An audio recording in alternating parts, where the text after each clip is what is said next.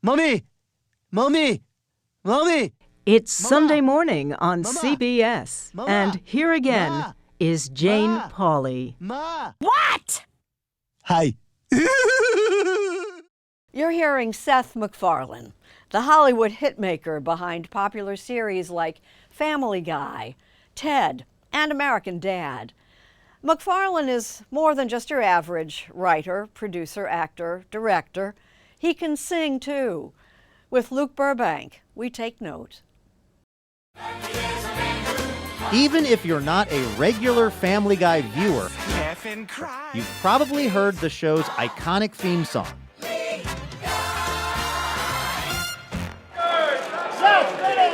The song is largely the creation of Seth MacFarlane, whose love for animation might only be rivaled by his love for big, jazzy tunes. The one and only Seth MacFarlane. In fact, he's even got a semi-regular gig at the Vibrato Grill Jazz Club in Bel Air, California. I left my heart Singing songs from the Great American Songbook. in San Francisco. But one thing he doesn't seem to love, considering he's lived a life in the public eye, Is CBS still here? is a certain kind of attention. My love waits there. He says sometimes getting in front of a crowd, or even our Sunday morning cameras, doesn't quite come naturally.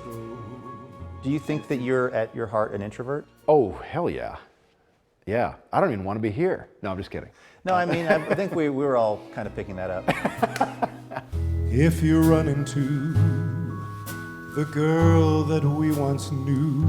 In fact, sometimes MacFarlane says he has to resort to liquid courage. I think I had like 4 scotches before I walked out on stage at the Oscars.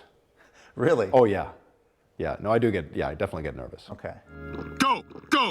You might know MacFarlane as the voice of Peter, Drunk again. No, I'm just exhausted because I've been up all night drinking. Brian Griffin, I see gifs of people without genitals. That means busy. and Stewie Where am I? We're at the playground, Brian. I kidnapped you. on the show Family Guy that he created more than 2 decades ago. At only 25, Seth is the image of the 90s Hollywood hotshot. That do it for you? Young and rich, with a deal worth $2.5 million.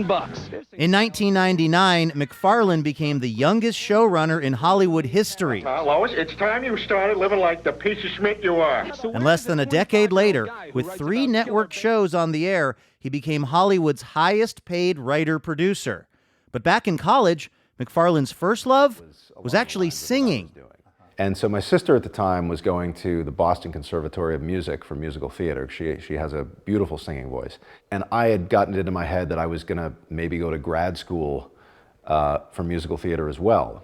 So I applied and got in, and I was all set to go to their grad program. And I got this offer from Hanna-Barbera to come do an animated short for a series that they were developing. And so I just had to take it, moved out to California. But there was an instant there where I could have kind of diverged into a completely different career and never even thought about something called Family Guy. It seems today that all you see. MacFarlane loved film scores as a college student, But where are those good old... and to this day uses a live orchestra to score his TV shows. It's the one part that I don't really understand, even to this day. There's still something mysterious about how a composer sits down to write, and then a couple weeks later walks in front of an orchestra, plops down these charts, and they all play it, and you hear this insane magical sound. That still eludes me. The wine is red with lots of bread and portions bigger than a horse's head. When Frank Sinatra Jr. made a guest appearance on Family Guy, At Frank Sinatra's restaurant. well, the rest is history. I greet the day when I awaken. The sky is clear up above. For his latest album, Lush Life, the Lost Sinatra Arrangements, out this week, MacFarlane and Joe McNeely, who's composed music for various MacFarlane TV projects, combed through the Sinatra family archives for songs that had been arranged for Sinatra but never fully recorded. For McNeely, the process was almost like speaking to the ghosts of the greatest arrangers in popular music, the men who helped make Sinatra's voice shine. Like, this is Nelson Riddle. This was the first one we read when we had a sight reading session at Fox. We got an orchestra together just to see what was there, you know, because there was nothing to reference. Till they seem to be. But all this time later, these little black pencil dots on paper, there's his voice brought back to life. I mean, it was chilling. A sight no one in love forgets. Can I ask a very basic question, but probably there's a lot of people watching this that don't know instinctively, what does an arranger actually do?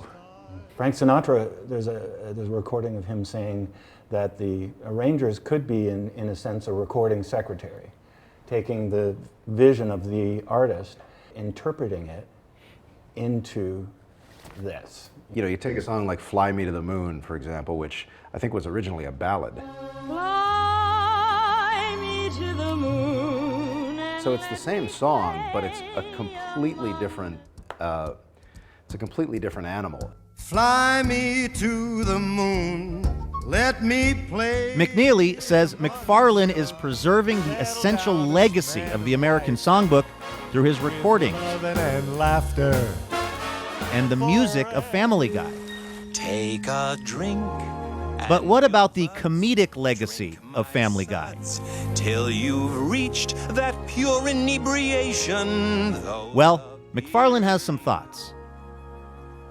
When I started the show, this is the conversation that like tortures me at night. When I started the show, my attitude was like, it doesn't matter, none of it matters. It's like, it's funny, let's do it. And the older I've gotten, I look back at shows that we've done, and I'm like, gosh, I guess it's a little more complicated than that, isn't it?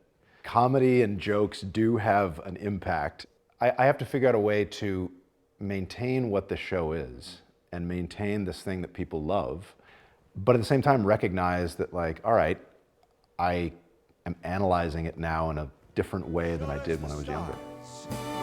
Shine above. If it's true that you're nobody till somebody loves you, You're nobody till somebody loves you. then thanks to Family Guy's legion of fans, Seth MacFarlane, it turns out, is a very big somebody indeed. Somebody to love.